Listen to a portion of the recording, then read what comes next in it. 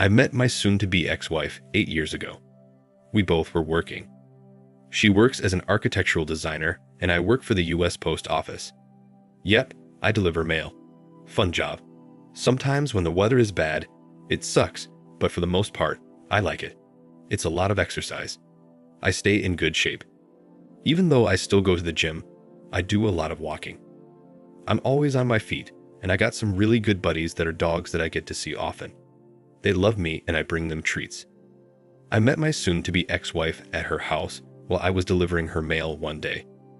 She came running out to hand me the mail to return, but she fell, and it was pretty bad. Really bad. Yeah, she actually scraped up her legs pretty bad and hit her face on the concrete. I said, "Oh hey, are you all right?" She starts crying, gets up, and says, Yes, I am." Limping, walking over to hand me the mail to return. After she hands me the mail, she's just standing there clearly injured. I said, "Well, I got to get going on my route. Take care." She looked up shocked when I turned around and looked back at her while I was walking away. I think she was expecting me to help her more or something, but I mean, I did have a route to do. I can't just stop. Well, I mean, if she was passed out, then maybe I would have stayed until the police came. But she was up walking, so I pulled off in my mail truck. I wished her well though. Maybe 3 or 4 weeks later, I had to deliver there again. This address, my soon-to-be ex-wife's address, was not a typical route for me, but when I delivered there again, she was getting out of her car. And she says, "Hey, mean mailman." I laughed. "Mean mailman? What do you mean?" She says, "You just left me injured and didn't help me." I said, "You were up walking just fine. I figured you were good." We both burst into laughter. She said with a smile, "Oh my gosh, you're such a piece of crap. Let's hang out sometime." I did notice the first time, and my soon-to-be ex-wife is very attractive. By the way, she still has the bruise on her face. She showed me the scar on her legs and said, "Yeah, I'm doing well. I'm tough." Anyway, she told me that I should take her out sometime. I then say, "You ever heard of Whistle Now?" She says, "Yeah, I've been there a few times." I said, "Oh really?" She said, "Yeah, on the weekends with coworkers." I said, "Wow, I'm there almost every weekend shooting pool, and I've never seen you before. I feel like I know everyone there. Anyway, I'll be there this weekend. Come on by. I'm usually there from 8 till midnight."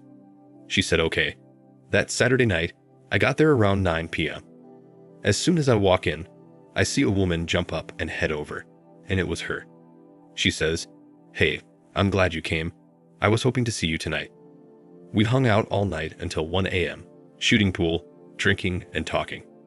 We really got along well, laughed and joked about her falling, and she told me I was an a-hole for leaving her. But something about it turned her on.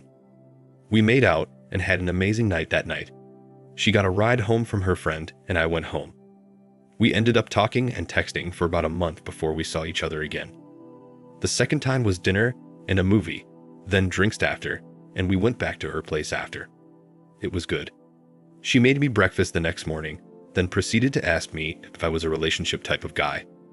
I said, "Yeah, it had been 3 years since I was in one, but I absolutely am." And I said, "Of course, I want to build up to that and just not jump straight into one because the sex was spectacular." She threw pillow at me with a smile and said, "Oh my gosh, you're such a jerk." We laughed and she said, "I'd love to work towards that if you're okay with it." I said, "Okay," and that's when we started dating. Not confirmed exclusive yet, but we went on several dates. I went to her company's Christmas party. She met my cousins on a trip to Gatlinburg. We eventually became exclusive and later we married. The marriage started off great. We were married for 4.5 years before my ex-wife decided she wanted to go back to school. She needed to obtain her grad degree so she could later sit for the test to become a licensed architect. All of her student loans were paid off already, and grad school was paid for because of something called research assistance or assistantship, though it really wasn't a big deal. Yeah, she wasn't going to be working, though there's one income, but she still got a little bit of income, and it all still was going to work out. And I actually encouraged her to do it because that's something she's always wanted to do. Why not? We don't have any children. Get it out the way now while you can. Anyway, it was just a 2-year program, so first semester was okay. She was gone a lot though. A lot of studio time. That's what she would call it. A lot of late nights working on projects, but it worked out. The school she attended was only 25 minutes from where we were living, so the drive wasn't too terrible for her. But the second semester is when I discovered some BS. One night, she came home very late, well after 1 a.m.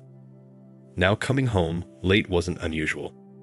Maybe 11 at night, sometimes even 12, depending on if she's working on a project. But I just had a gut feeling this night.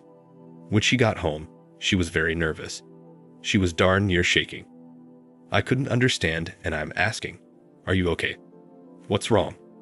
She said, "Yeah, I'm good. I just want to take a shower and go to bed so we can enjoy Saturday tomorrow and go on our trail." We used to go walking on trails and have picnics every weekend, especially around this time.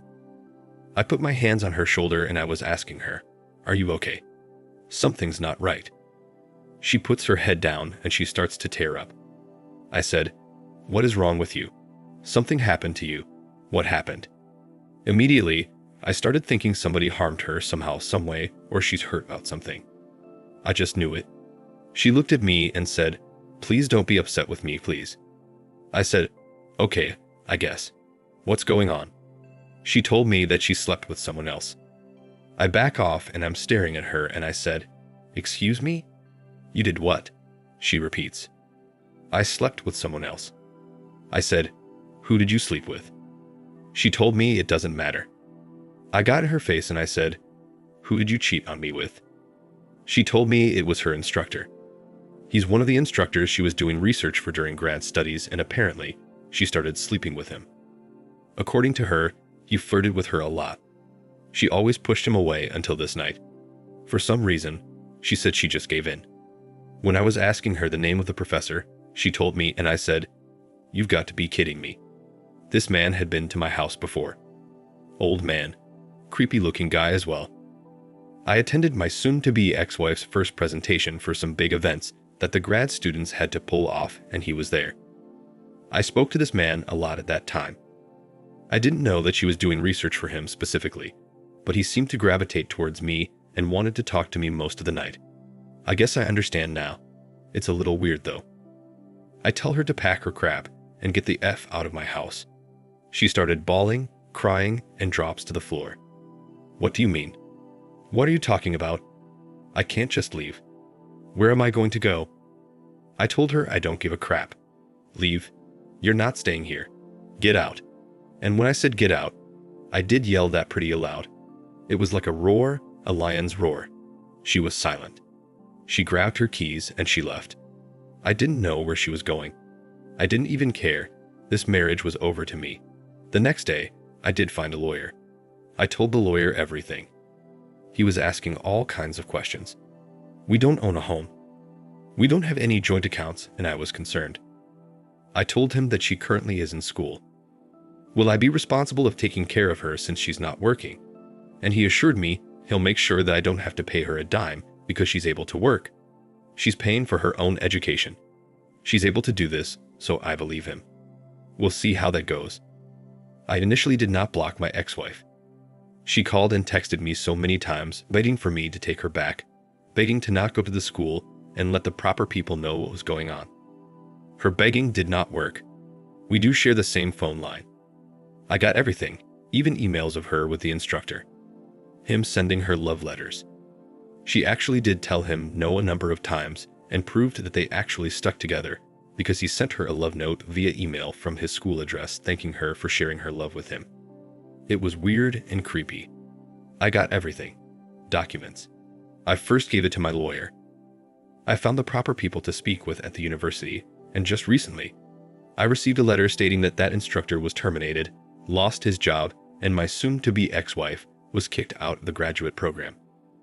I saw her Facebook post saying her life is over. Her career is over because of one little mistake, and she wishes she could rewind time and fix things, but she can't. Her life is done. People are under her post saying, "Don't talk like that. Don't do anything to yourself." Her family is afraid that she's going to try to harm herself. I don't give a crap what she does. We're done. You don't disrespect me like that. Thank you for watching. Like and subscribe if you enjoyed the video. See you next time.